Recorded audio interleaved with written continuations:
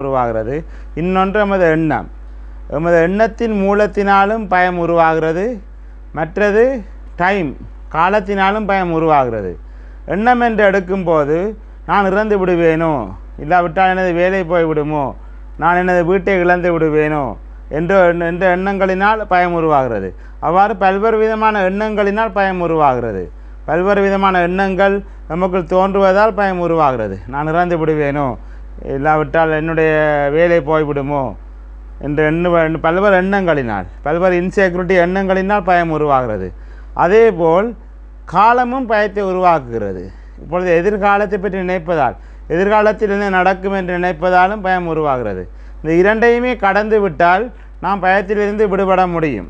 பயம் என்பது மனத்தில் தான் இருக்கிறது. அந்த பயத்திலிருந்து எவ்வாறு தைரியத்தை கொண்டு வருவது என்று சிந்திக்க வேண்டும். அந்த பயத்தை கவனித்து கொண்டிருக்கும்போது, அந்த பயத்தையே கவனித்து கொண்டிருக்கும்போது அந்த பயத்திலிருந்து ஒரு அசாத்தியமான தைரியம் பிறக்கும், ஒரு அசாதாரணமான தைரியம் பிறக்கும். அந்த பயத்தை முற்றிலுமாக நீக்குவதற்கான வழி என்னவென்றால், பயத்தினுடைய ரூட் கோஸ், பயத்தினுடைய மூல காரணத்தை கண்டறிய வேண்டும். பயத்தினுடைய ரூட் கோஸை கண்டறிய வேண்டும். பயத்தினுடைய மூல காரணத்தை கண்டறிய வேண்டும்.